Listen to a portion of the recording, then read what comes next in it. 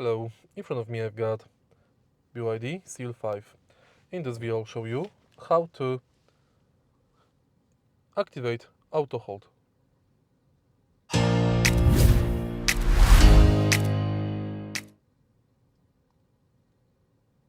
To activate auto hold function, take a look in the center of the car.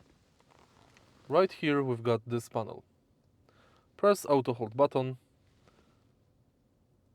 and make sure that the door are closed and seats are fastened. These conditions must be met to use auto hold function.